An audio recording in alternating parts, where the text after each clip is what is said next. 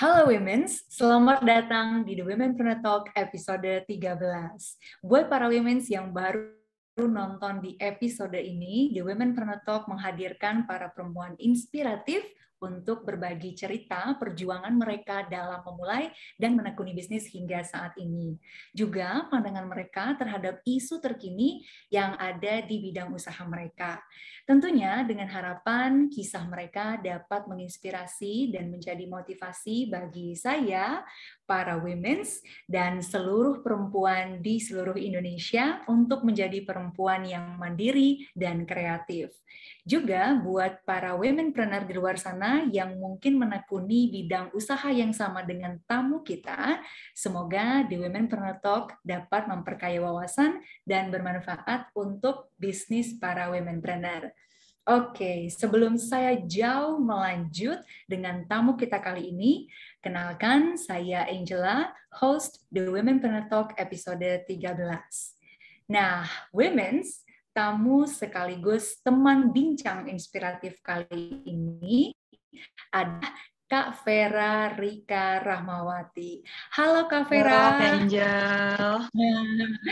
Oke, nah mungkin boleh Kak sapa dulu para women's sekaligus perkenalan singkat, Kakak maunya dipanggil apa, kemudian usia kalau tidak keberatan untuk disebutkan, dan juga bisnis yang saat ini Kakak tekuni, dan Kakak asal kotanya dari mana sih Kak? Oke, selamat. Halo The Women's, aku Vera Rika.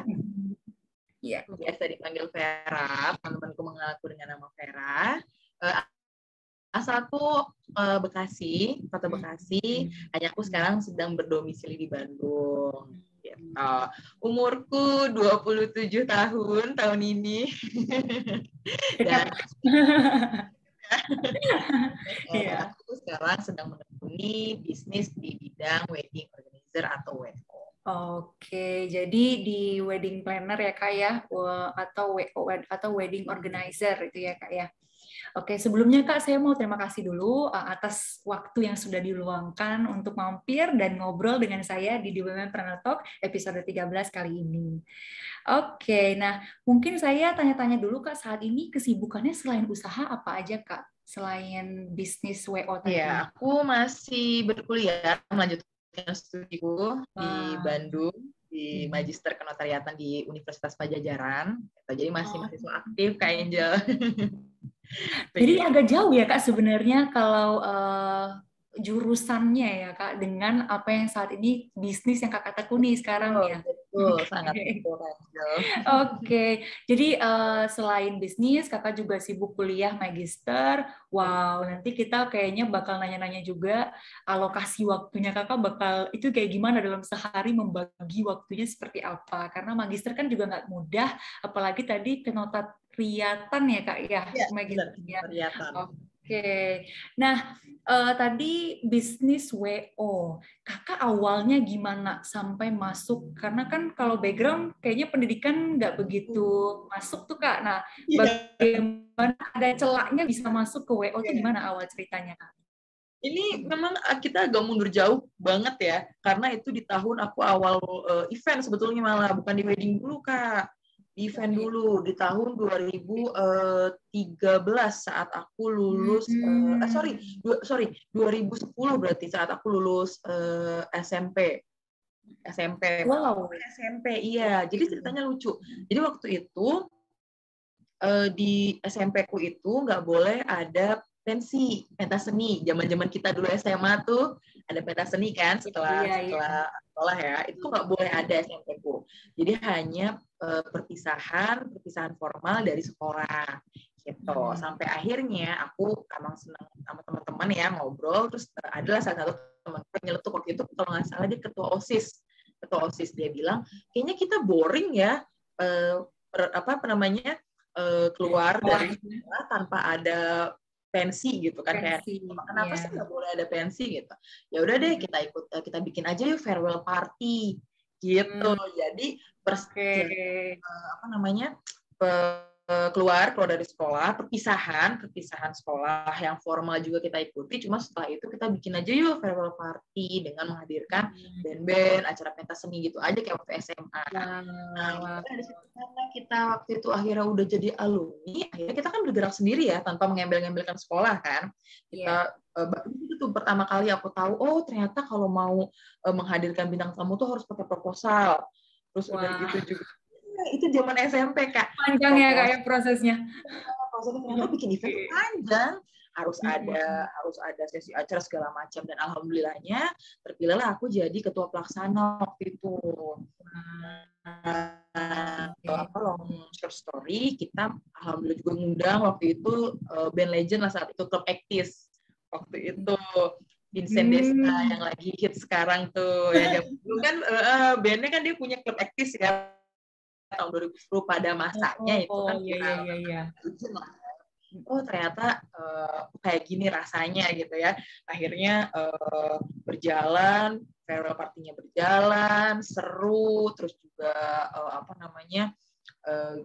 amanah semuanya gitu ya, seru lah pokoknya. Oh ternyata pas sudah selesai dari SMP, aku harus inilah akademik lah, melanjutkan studiku lah di Bandung. Pindahlah aku dari Bekasi ke Bandung. Sampai akhirnya pindahlah aku ke Bandung karena aku harus mengejar studi aku di Bandung 4 tahun. Aku hanya jadi kuliah pulang gitu kan, nggak ada kepikiran apa tuh untuk event apa segala macam, lost lah pokoknya kan. Terus sampai akhirnya 4 tahun fokus kuliah sampai tahun 2017, dari tahun 2013 sampai tahun 2017.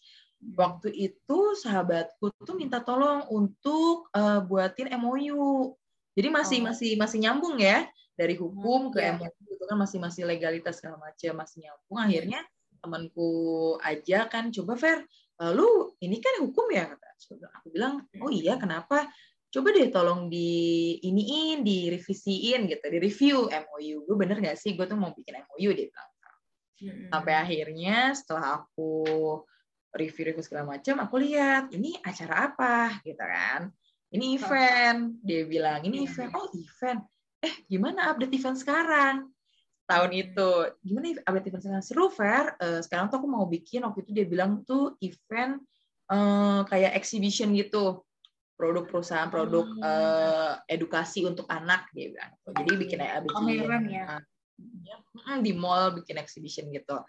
Oh seru ya, aku bilang udahlah tuh ya, karena aku cuman oh ya udah gitu, MOU segala macam selesai, aku temenin dia untuk menjelaskan MOU itu ke depan klien juga, nggak ngerti gimana ceritanya, dia bilang mau nggak di event, udah pernah belum di event? Aku bilang oh udah pernah, jauh banget, aku bilang itu waktu SMP, aku bilang kan mau nyoba nggak di kru event lagi ya. Oh mau deh, aku bilang gitu kan.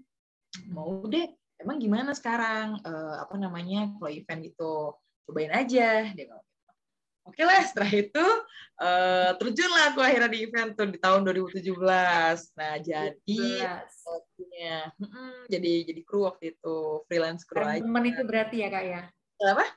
Bareng sama sahabatnya Kakak itu berarti? Sama sahabatku, makanya itu setelah dari situ seneng ya, ternyata berjalan lagi, timbul lagi lah rasanya. Oh gini euforia event tuh yang udah lama nggak pernah dirasain, yang aku rasain itu masih jauh banget SMP, aku rasain lagi sekarang. Oh ternyata asik sih, mau deh itu.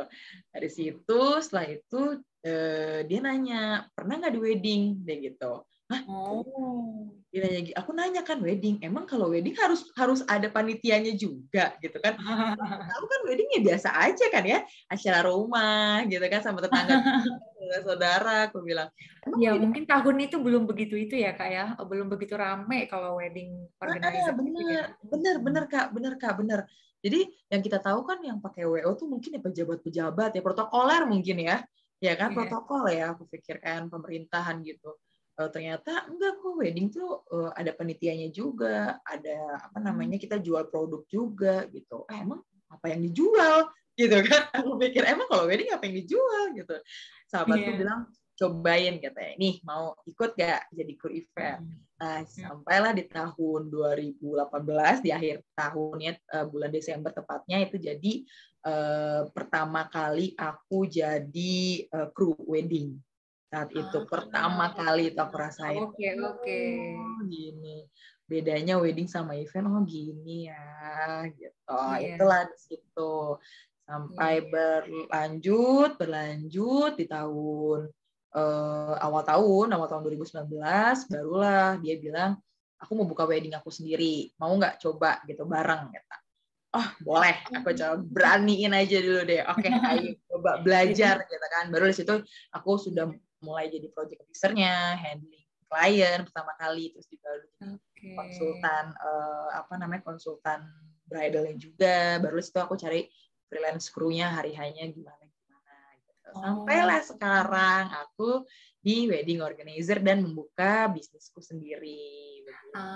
Jadi awalnya memang ikut dulu sama sahabat-sahabat yang untungnya juga mengenalkan ya Kak ya kalau ada si dunia ini, karena sebelumnya Kakak juga nggak kepikiran tuh wedding organizer itu ada apa. Iya. Oke. Ngomong-ngomong Kak, kita belum sebutin nama wedding organizer-nya apa Kak? Namanya Ferrarica Wedding. Jadi diambil dari namaku sendiri. Oke, Ferrarica Wedding ini ada Instagramnya juga ya Kak ya? Ada Instagramnya @Ferrarica Wedding. Oke, nah buat para women's yang mungkin ada acara wedding dalam waktu dekat, bisa tuh cek ya Ferrarica Wedding di Instagram. Nanti ini ketemu sama Kak Ferraricanya langsung nanti yang tangani. Oke, nah kalau base kotanya Kak, kan Kakak tadi aslinya dari Bekasi, terus akhirnya sekarang menetap di Bandung karena berkuliah. Nah, untuk event-event atau wedding yang ditangani sama Kakak itu cuma di Bandung aja atau ada juga yang di luar kota Kak? Untuk saat ini aku masih fokuskan di Bandung ya Kak, gitu. Karena memang kota-kota yang lain aku belum terlalu fokuskan karena kan memang domisiliku di Bandung, jadi masih di Bandung. Iya.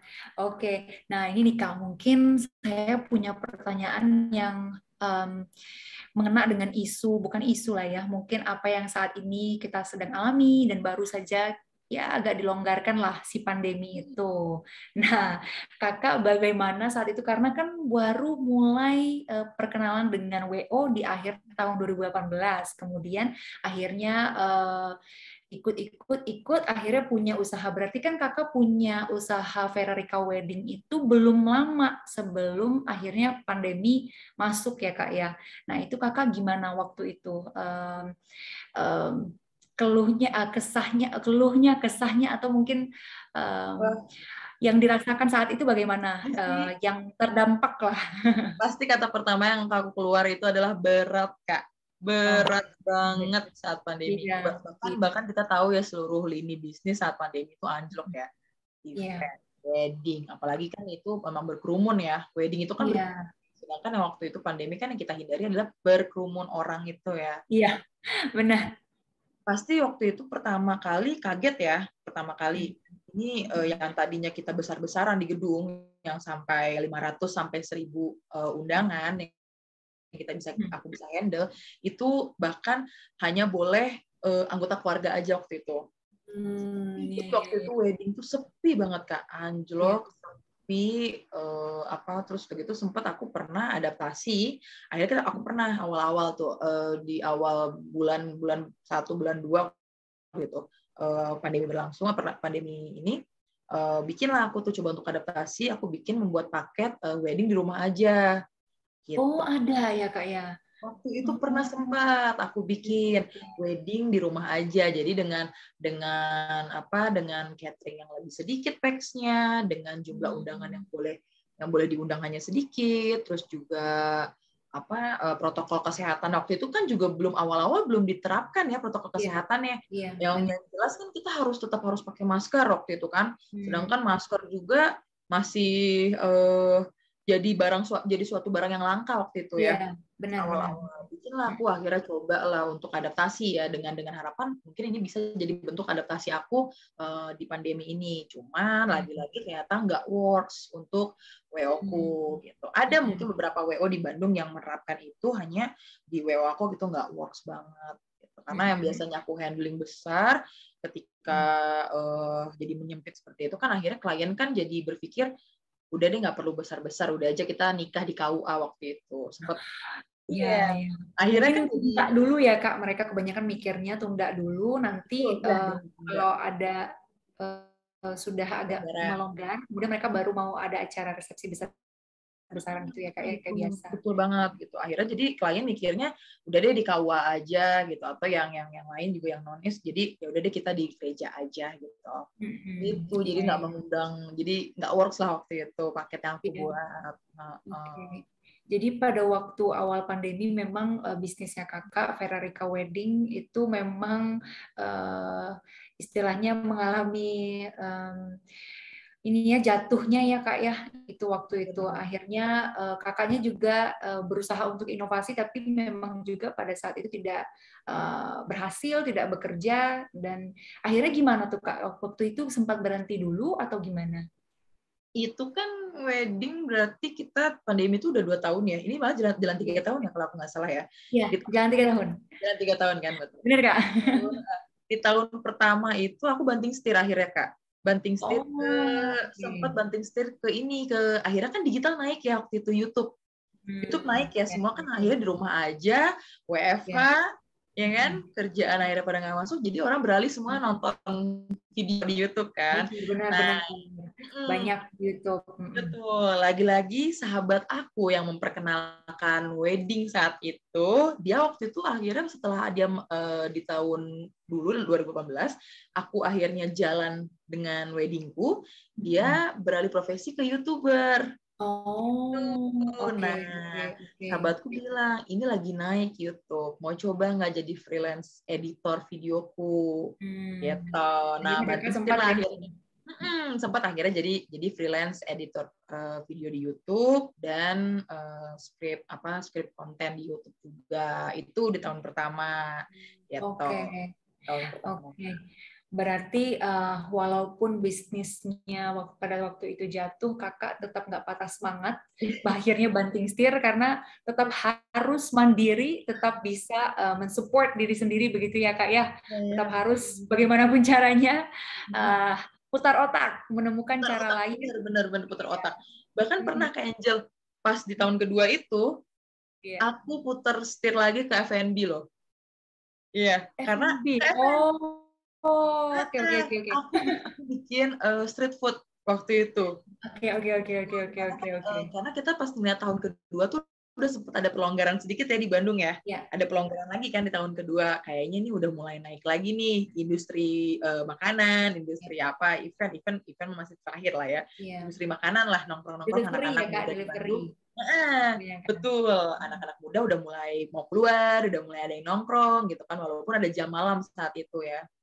Banting setir tuh akhirnya di tahun kedua, nyoba pasar niatnya, nyoba market yang baru. Works nggak ya? Sempet akhirnya sampai sekitar 6 bulanan, anjlok lagi waktu itu kan, pandemi di Bandung ditutup lagi waktu itu. Akhirnya dari situ udah deh kita beralih ke digital lagi. Kita ke online lagi. Agak jauh makanya. Jadi Kakak sudah selama pandemi ini kurang lebih hampir ya 2 tahun awal lah Kak ya, banyak beradaptasi, banyak mencoba hal baru akhirnya ya Kak ya. Nah mungkin ini juga bisa jadi inspirasi buat para women's. Jadi kita walaupun sudah punya satu bisnis yang ingin kita jalani, kalau tidak berhasil, jangan patah semangat, coba lagi yang lain gitu ya Kak ya. Betul banget. Nah, ujung-ujungnya nih Kak, kenapa kok bisa sampai akhirnya kembali lagi ke WO? Kan sekarang kan WO lagi ya Kak ya, Ferrarica Wedding kan udah berjalan lagi ya Kak ya. Nah, itu gimana awalnya sampai akhirnya jalan lagi? Itu awalnya jadi masih teman juga. Waktu itu kalau nggak salah ponakannya tuh mau nikah. gitu tuh. Terus dia nanya lah waktu itu ke aku tuh, Fer masih wedding nggak? Gitu kan. Oh masih, aku bilang masih, cuman nggak tahu nih karena ngelihat pasar kayaknya belum ada yang berani lagi untuk wedding gitu kan, belum boleh beramai-ramai lagi kan kayak awal. Masih merangkak lah ibaratnya. Dia bilang, ponakan mau nikah nih, kata gitu kan. Mau nggak tolong iniin dong, aturin gitu kan, tolong arrange dong nikahannya gimana gitu. Oh boleh deh, ayo, bilang gitu kan. Ayo boleh gitu. Akhirnya kan aku selama ini kan masih tetap update di komunitas wedding di Bandung ya. Itu harus kan ya komunitas wedding. Oke. Jadi saat Ada komunitas itu juga kakak ya? ada Kak, ada komunitas Jadi wedding. setelah itu Kak update. Komunitas itu update tentang regulasi-regulasi yang sedang dijalankan lah di Bandung ibaratnya. Jadi kayak boleh ada event tapi hanya boleh 75 orang dalam gedung, misalnya seperti itu. Terus kapasitas gedung hanya boleh dipakai 50%, itu ada kayak gitu update-update-nya. Nah, pas waktu temanku minta tolong ke aku, saat itu kapasitas jadi ada beberapa gedung yang memperbolehkan 100%, hanya tidak boleh makan di tempat waktu itu. Tidak boleh makan di tempat. Jadi memang datang langsung hampers pulang gitu. Jadi nggak ada kegiatan berkerumun di dalam gitu. Nah, setelah itu beraniin diri lagi, terjun lagi deh di wedding deh dengan bekal yang masih harus perlu diasah lagi kan, karena udah lama banget kan 2 tahun kan nggak nge-wedding, akhirnya diasah lagi, mulai belajar lagi, tanya-tanya ke rekan-rekan gimana update sekarang, terus mulai belajar lagi ke mentor. Waktu itu kan mentorku di wedding, aku tanya boleh nggak, udah jalan aja boleh kok, hanya memang tetap ya protokol kesehatan, terus regulasinya terus diupdate karena perubahan regulasi yang mendadak di Bandung tuh sering banget Kak. Iya, benar Kak, benar, itu benar banget. Bener banget. Jadi dalam aku nge-wedding juga pun masih tetap update tuh, regulasi terus berubah. Nah, sempat waktu itu kesulitan tuh akhirnya yang pertama tuh boleh makan di tempat, tiba minggu depannya berubah lagi, terus juga ada isu lagi katanya Februari itu melonjak lagi. Nah, itulah tantangan banget lah akhirnya, tapi terjun akhirnya sampai sekarang ya udah deh, kita kayaknya udah wedding sekarang nih pandemi udah agak melonggar, ini juga udah pelan-pelan naik lagi event dan wedding. Udah wedding. Iya.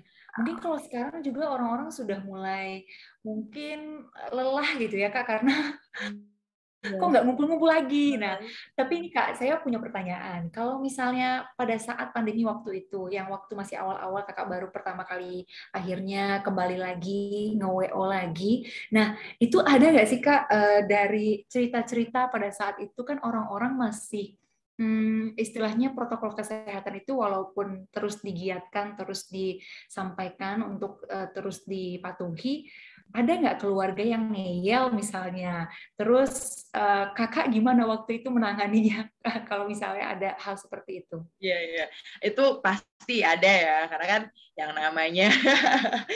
namanya menggabungkan keluarga itu kan tantangan ya, kan beda kepala beda isi ya, itu pasti banget ada. Nah waktu itu sih alhamdulillahnya itu nggak ada kita teredukasi ya, hanya pasti edukasi kan gitu.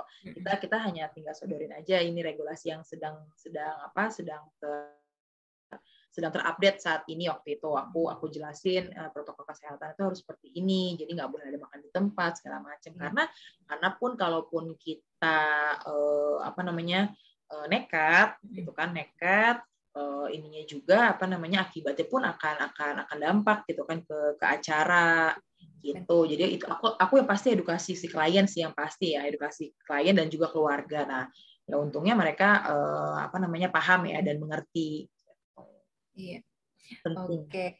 Nah, pengen tahu nih Kak, waktu awal-awalnya pandemi itu Kakak ada nggak proyek atau WO atau wedding yang harusnya mau kejadian nih, tapi gara-gara pandemi kok jadinya nggak jadi? Itu ada nggak Kak?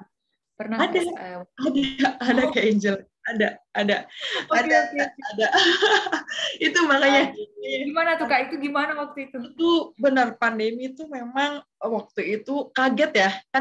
Jadi kan itu bulan Maret ya kalau nggak salah ya, Maret ya, 2 tahun yang lalu bulan Maret ya, itu malah wedding klienku tuh harusnya bulan April. Jadi kan Maret ke April itu kan masih deket banget kan, itu ada Kak. Nah itulah pentingnya waktu itu MOU dalam bisnis itu pentingnya. Jadi kan itu dalam arti kan pandemi ini force majeure ya, dimana suatu kejadian yang kita nggak bisa prediksi waktu itu kan. Nah memang saat itu akhirnya kita udah tanda tangan MOU, terus kita juga udah bilang ini kayaknya mau ada pandemi. Cuman waktu itu kan dia masih mikir ya udahlah jalan aja gitu kan. Kalau misalkan ada apa-apa ya kan yang penting kita udah megang MOU waktu itu. Nah bener aja kejadian lah force majeure itu pandemi. Terus juga akhirnya stop, kegiatan berkerumun nggak ada, hotel tempat venue-nya juga tutup. Vendor-vendor yang lain langsung kehilangan job. Nah, akhirnya juga waktu itu klienku akhirnya aku tanya ini gimana, aku bilang gitu kan. Terus juga dia tuh udah DP waktu itu, udah sempet DP udah masuk. Wah kayak kan, DP udah masuk. Nah di dalam MOU itu memang tidak ada pengembalian DP ketika kejadian force majeure waktu itu. Akhirnya tapi kan kita tempuh dulu mediasi ya. Secara kekeluargaan dulu kita baik-baik ini gimana terus waktu itu akhirnya klienku ya pasti sedih kan walaupun itu sebetulnya bukan salah kita dan bukan salah siapa-siapa gitu kan, tapi akhirnya merasa gagal kan waktu itu kan, karena kita nggak bisa berbuat apa-apa saat itu kan, ya akhirnya ya udah gimana ya sedih lah pengantin kok gitu, ya udah deh gitu kan, ya udah Fer diambil aja semua, akhirnya cancel deh semuanya, itu vendor, venue akhirnya di cancel waktu itu. Gitu. Berarti pada saat itu untungnya ada MOU ya Kak ya, yang menjelaskan tentang force majeure itu. Kalau tidak ada kayak mungkin berat atau sulit kali di kakaknya juga ya. Sulit karena kan harus ada hitam di atas putih ya Kak ya, segala sesuatu harus detail, itu pasti banget, apalagi kan perjanjian antara orang dan orang, apalagi kan jangkanya panjang waktu itu kan. Karena kan persiapan wedding sampai ke hari H itu bisa makan waktu 6 bulan, makan waktu 3 bulan, sedangkan kita nggak bisa prediksi ya di 6 bulan ke 3 bulan itu akan terjadi hal apa, itu kita nggak bisa prediksi. Nah itulah pentingnya MOU saat itu. Iya, berarti ini juga bisa jadi pelajaran buat para womenpreneur yang mungkin ada di bidang usaha yang sama atau kurang lebih mirip gitu ya, yang berkaitan dengan force majeure yang mungkin menjadikan si acaranya tidak jadi dan nantinya malah kalau tidak ada MOU malah membuat situasi itu jadi lebih parah jadinya gitu. Nah, ini bisa jadi pelajaran juga buat para womenpreneur yang bergelut di bidang bisnis yang kurang lebih sama. Nah, boleh Kak ceritain nggak, ada nggak klien yang permintaannya menyulitkan atau mungkin ini tuh kenapa sih harus kayak gini? Terus kakak waktu itu menghadapinya gimana? Apakah klien kakak setuju nggak dengan ucapan customer adalah raja atau pelanggan adalah raja? Nah itu gimana Kak? Wah itu benar. Sebetulnya aku setuju dengan kata-kata customer adalah raja gitu, karena memang saat aku belajar juga memang apapun yang klien butuhkan, yang penting kita iyain dulu aja, gitu kan. Iyain dulu aja, gitu kan. Nah, memang ada waktu itu permintaan unik ya dari klienku. Jadi dia tuh pengen banget undangan pernikahannya itu sama seperti undangan pernikahan orang tuanya dulu saat nikah, yang dimana itu sudah 32 tahun yang lalu, tahun 90-an. Dia pengen banget kayak Angel. Dia pengen banget bentuk kertasnya sama, bahan kertasnya sama, desainnya sama, semua pokoknya dia pengen persis banget. Aku Kak sampai dibawain satu kertas, dia bilang, "Nih Kak Vera, aku pengen yang kayak gini, Mbak." Gitu. Contohnya, itu tuh bentuk, itu warnanya aja karena udah 32 tahun yang lalu kan, 32 tahun yang lalu. Warnanya aja kertasnya udah kuning Kak, bukan putih lagi gitu loh. Aku pegang ini aku harus cari di mana kan, ya udahlah, ya balik lagi kan, ya udahlah, customer is a king ya, customer itu raja. Oke deh, aku cariin. Nah, sampai ke vendor aku tanya, terus vendornya bilang, Kak, kertas ini aja yang satu-satunya di Bandung yang ngeproduksi aja udah nggak ada, udah nggak diproduksi lagi, dia bilang. Akhirnya ada gitu. Ya itulah makanya kan lagi-lagi permintaannya ya nggak mungkin kita nggak menolak gitu kan, tapi ternyata kejadian di lapangan yang memang seperti itu gitu kan. Akhirnya aku jelasin lah, ini sebetulnya udah nggak ada gitu kan, hanya kita nge-suggest ke kertas yang lain gitu, tapi yang masih agak sama gitu. Gimana gitu. Jujur sih Kak, yang penting itu sih. Iya. Oke. Iya, ngomong-ngomongin undangan Kak, saya kurang tahu waktu kalau Kakak gimana mengatasinya. Tapi kalau yang saya lihat teman-teman akhirnya itu yang pada nikah, yang pada lagi ada acara wedding, jadinya tuh beralih ke undangan digital. Nah, waktu itu Kakak gimana? Waktu itu juga sempat ada kok akhirnya di digital sampai sekarang, dari pandemi sampai sekarang itu kan lagi tren ya, akhirnya kan digital invitation itu kan tren banget. Nah, jadi memang klien ada yang minta digital invitation, cuman juga ada yang pakai undangan cetak. Karena kan mungkin untuk rekan orang tuanya, ya kan, rekan orang tua, rekan kantor itu biasanya kan untuk pakainya yang lebih inilah jadinya lebih kertas ya Kak ya, lebih kertas, jadi lebih sopan gitu. Iya. Lebih resmi. Ada juga. Jadi pada saat itu memang akhirnya ujung-ujungnya tetap customer is a king, tapi juga kalau tidak ada yang mau diapakan lagi ya Kak ya. Kakak tetap mengusahakan waktu itu walaupun sudah ketemu. Iya, diusahain dulu. Oke. Nah, ini juga Kak, saya juga pengen tahu, Kakak ini kan kalau wedding organizer itu kita pasti berhubungan atau berinteraksi dengan orang dan dengan berbagai jenis hal, termasuk mungkin makannya, kemudian juga MC-nya juga pasti dari WO-nya juga yang mengatur ya Kak ya, benar nggak? Atau mungkin itu beda lagi, Kak? Bisa dari WO-nya yang handling, bisa juga memang customer udah punya referensi sendiri, itu bisa. Oke. Nah, kalau pada saat itu Kak, adakah misalnya kalau ada permasalahan, atau ada perselisihan, nah kalau Kakak prinsipnya gimana? Intinya kalau acara ya tetap harus jalan. Nah, tapi kalau penyelesaiannya, masalahnya apakah Kakak ikut aja mungkin maunya dari yang lain atau gimana Kak? Perselisihan antara klien dengan kakak, atau mungkin kakak juga dengan vendor mungkin sebutannya ya Kak ya. Kalau oke. Jadi kalau untuk perselisihan biasanya itu kan bukan mungkin perselisihan ya, maksudnya terkadang memang ada klien yang kita sudah suggest seperti gimana gitu kan, mungkin nggak masuk ekspektasi mereka ya. Oke. Lebih perselisihan sih lebih ke situ sih Kak. Itu antara WO dengan klien ya. Makanya memang dari awal sebelum kita itu dealing, kita memang harus kan untuk meeting pertama gitu. Pertama, jadi apa yang diminta si klien ke kita, misalnya dari vendor-vendor gitu kan.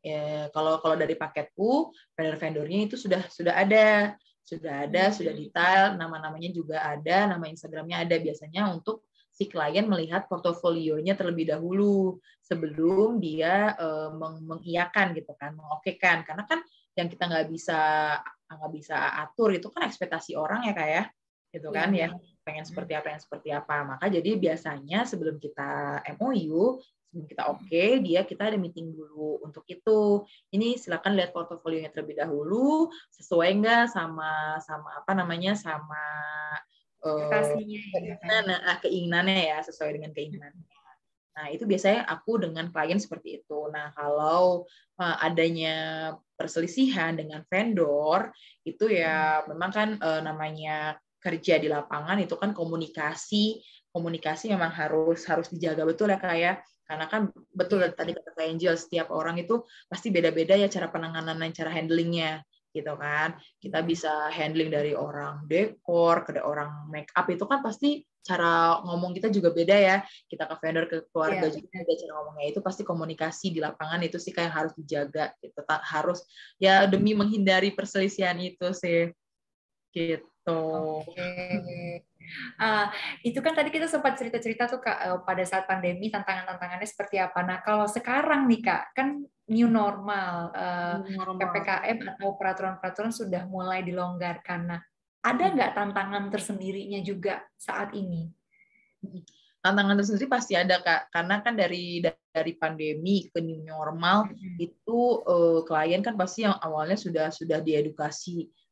Jadi maksudnya dari new normal ke sekarang itu kan pasti klien harus butuh banyak edukasi ya. Karena yang biasanya, jadi kan akhirnya kan mindset-nya klien itu kan berpikir pernikahan itu bisa di mana aja, ya udah di KUA aja gitu kan, nggak usah harus di gedung di mana. Ya pasti ya itu sih tantangannya itu. Yang tantangannya pasti strategi di media sosial. Yang kedua tuh pasti strategi dengan produkku sendiri. Itu sih new normal ini. Kakak sejauh ini kalau strategi promosi dan mungkin marketingnya kali ya Kak, masih menggunakan Instagram atau ada juga yang lainnya Kak?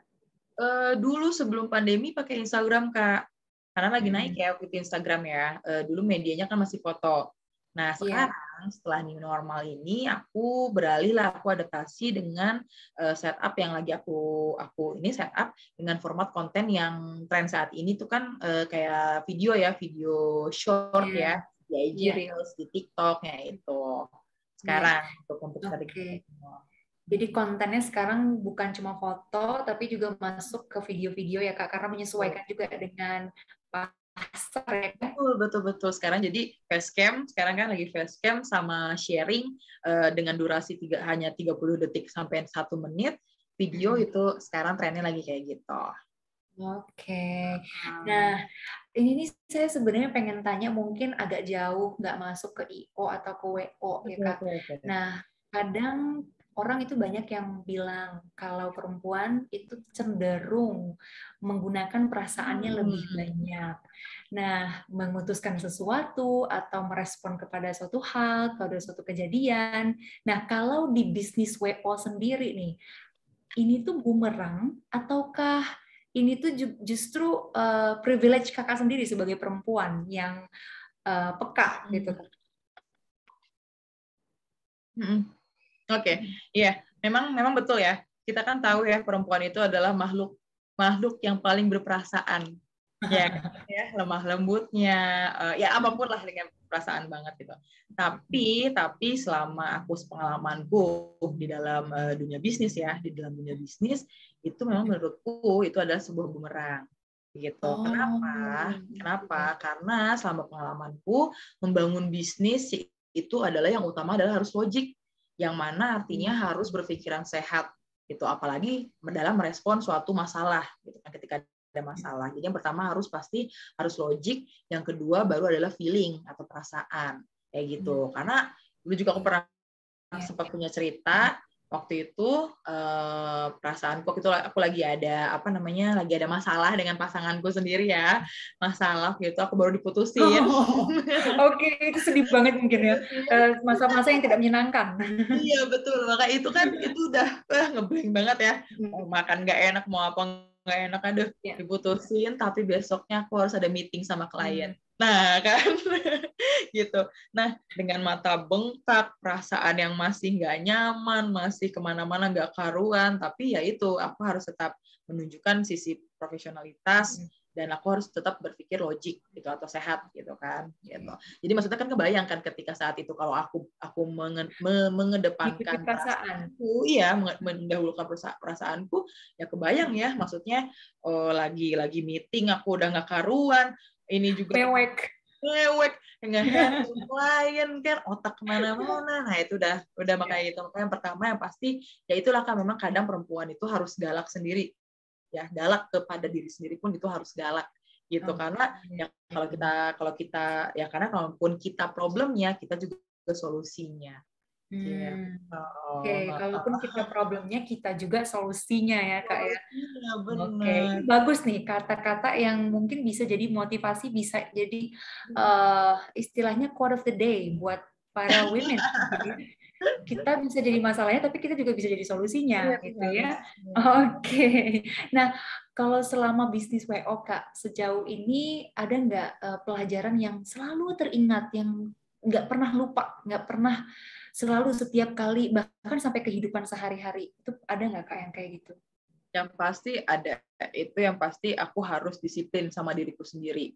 Gitu. Oke, Disiplin iya. sama diri sendiri itu pasti, karena ya bagaikan punya apa ya, punya suatu yang kecil yang harus kita tumbuhkan besar, itu kan bagaikan bisnis kita kan kayak gitu ya. Jadi gimana kita kalau kita nggak bisa disiplin sama diri sendiri, ya nggak akan berkembang, itu pasti ya. Benar. Terus juga yang pasti aku jadi tahu kan bisnis yang produknya jasa tuh kan seperti apa. Mm.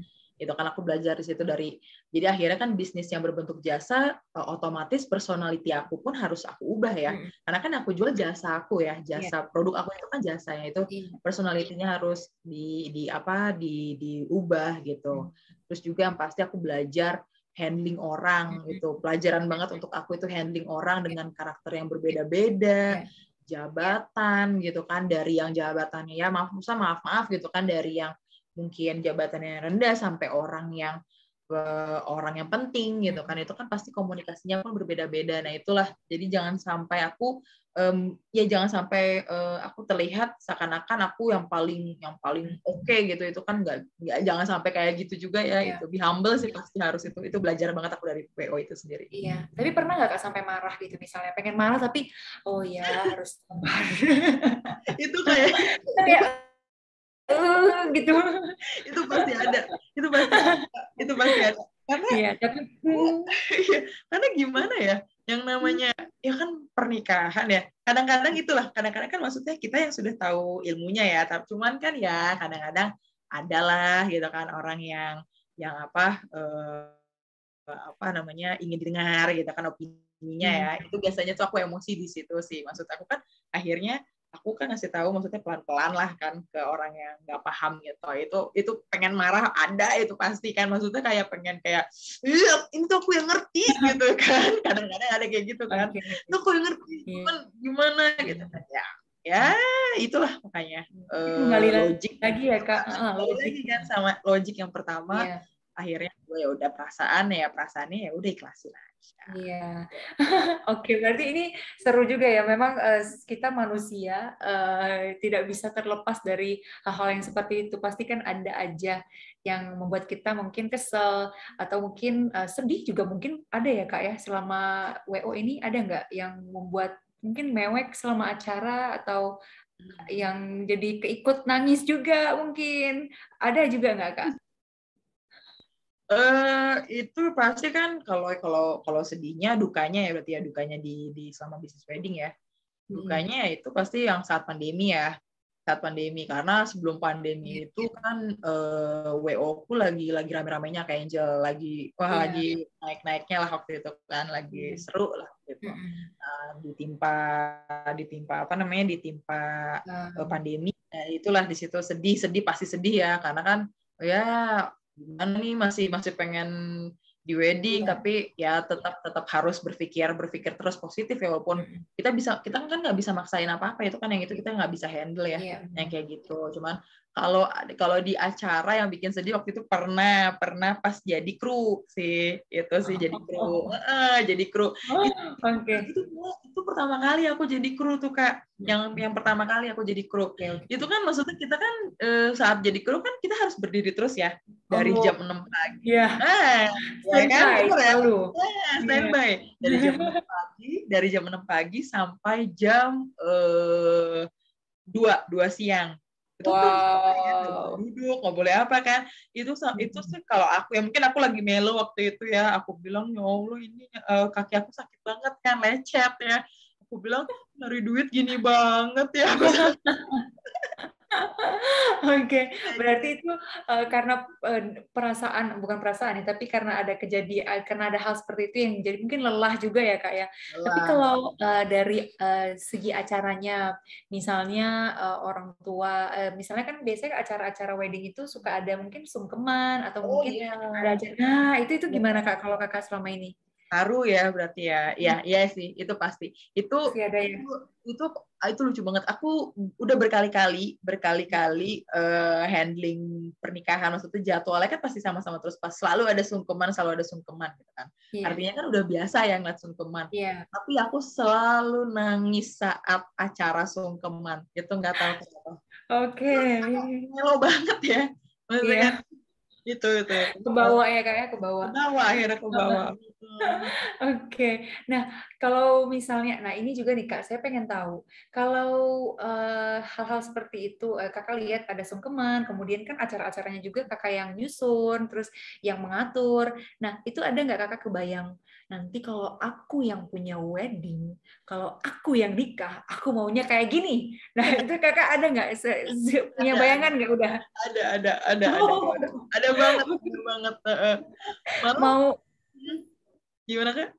ya malah apakah tadi? Oh, malah karena aku udah tahu acaranya, terus udah tahu si ribetnya gimana ya, malah aku akhirnya gak mau yang ribet-ribet banget. Malah iya. Oke. Malah mikir, udah deh yang ini aja deh, yang biasa-biasa aja deh, malah pengen gitu. Kalau tahu ribetnya tuh pecah kepalanya gimana, yang biasa-biasa aja deh. Mungkin itu fun-nya juga kali ya Kak, dari Kakak udah WO selama beberapa tahun ini, beberapa waktu ini, akhirnya tahu juga secara detail WO itu tuh gimana. Ujung-ujungnya Kakak akhirnya juga berpikirnya, ya udahlah saya nggak mau yang ribet-ribet. Akhirnya kayak gitu. Iya, oke. Mungkin itu juga, itu fun-nya nggak ya Kak? Maksudnya kalau dukanya mungkin pada saat pandemi itu, bagaimana caranya kita kembali lagi, kemudian bangkit lagi. Nah, kalau fun-nya yang buat Kakak terus bertahan sampai sekarang masih mau lanjut, itu salah satunya mungkin itu. Nah, ada lagi nggak salah dua, salah tiganya? Apa ya yang lainnya ya? Ya itu sih karena euforianya ya kayak euforia ketika kita tahu mengarrange suatu acara, apalagi kan pernikahan. Jadi gini, pernikahan itu kan kita kalau di event itu kan bisa tahun depannya lagi bisa sama kita, ya kan ya. Kalau event. Tapi kan kalau wedding gak mungkin kan ya tahun depan dia mau wedding lagi, masa iya kan ke kita lagi kan? Oke, iya nggak mungkin. Sekali seumur hidup. Nah itu makanya jadi itulah yang bikin aku ingin terus di wedding itu, karena ini adalah acara sekali seumur hidup untuk orang gitu. Jadi bukan minim kesalahan ya, bahkan kalau bisa jangan sampai ada kesalahan gitu kan, karena itulah yang aku jadi pengen terus di wedding, karena ini akan jadi suatu acara yang si klien tuh ingat seumur hidupnya gitu. Benar. Jadi itulah yang bikin aku akhirnya terus di wedding, dia semangat di wedding gitu. Terus terpacu ya Kak dengan si motivasi itu, kalau acaranya beres kan seneng banget gitu ya Kak ya. Iya, seneng banget. Karena kan mau ketemu sama dianya lagi, ya belum tentu ketemu lagi gitu kan. Benar. Iya. Oke, nah boleh nggak Kak diceritain secara singkat aja? Kan Kakak tadi cerita kalau sekarang kesibukannya selain WO juga sebagai mahasiswa juga magister. Dalam satu hari itu, bagaimana kegiatan Kakak secara umum, secara singkat? Mungkin paginya gimana, terus kapan waktu untuk kliennya, kapan waktu untuk kuliahnya, itu Kakak gimana? Ada tips sendiri nggak? Jadi sehari itu pasti misalkan pagi bangun kan. Karena kan dulu masih belum pandemi, itu kan udah offline. Jadi pasti kampus dulu nih, kampus. Terus juga kalau berhubung itu kan pasti kan kita berhubungan dengan para vendor itu kan masih lewat handphone, untungnya ya kita berkomunikasi lewat handphone aja, by WhatsApp, by WA, by email, masih kayak gitu. Jadi memang pertama kuliah pasti aku beresin dulu kuliah. Jadi memang waktu kuliah itu jangan keganggu gitu, karena waktu kuliah itu kan hanya mungkin dari pagi sampai siang, itu pun ada jeda beberapa break ya. Nah si breaknya itulah aku gunakan untuk membalas pesan-pesan, atau aku harus briefing vendor.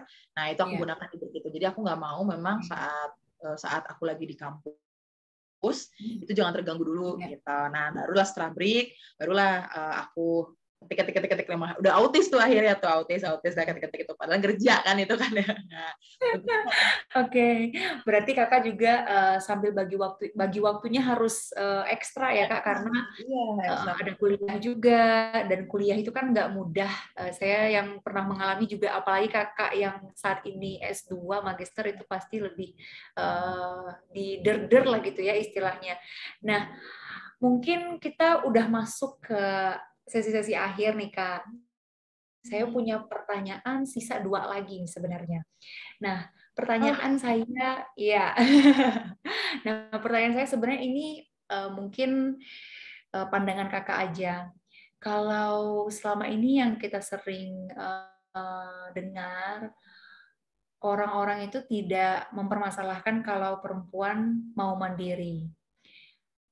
Asal selalu menyampaikan, ingat kodratnya.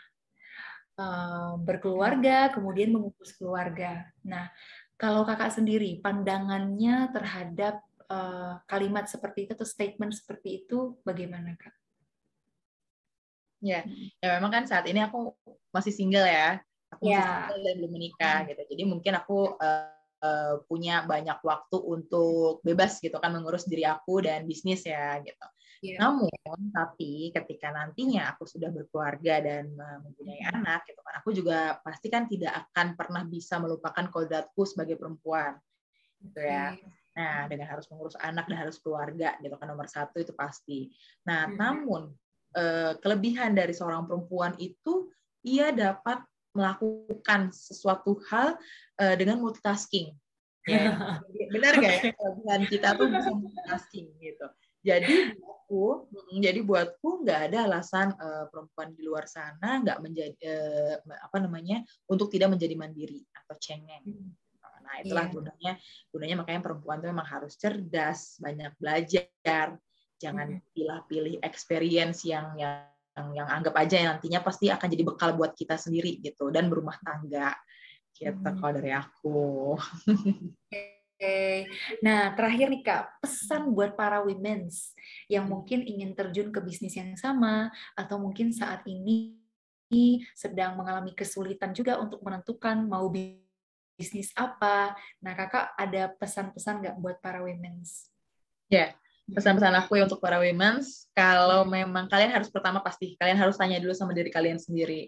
Apakah aku adalah seorang yang mempunyai sifat atau karakter yang senang melayani atau servicing gitu kan? Kalau memang kalian punya sifat itu, punya karakter itu, sepertinya itu adalah modal yang cocok untuk jadi seorang wedding organizer.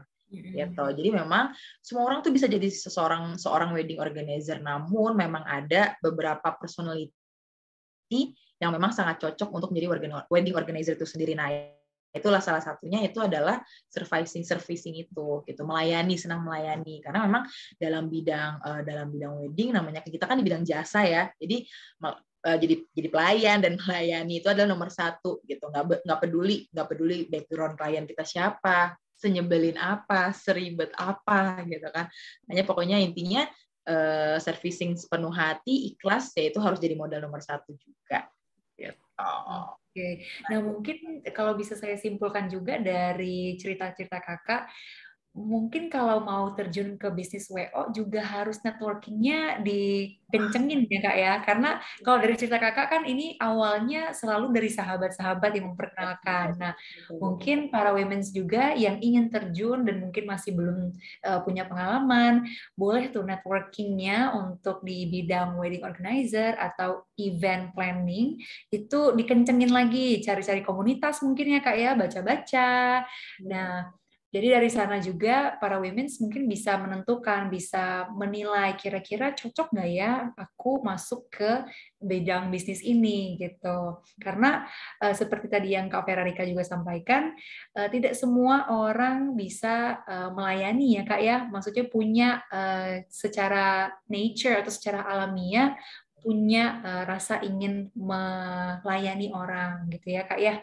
Oke.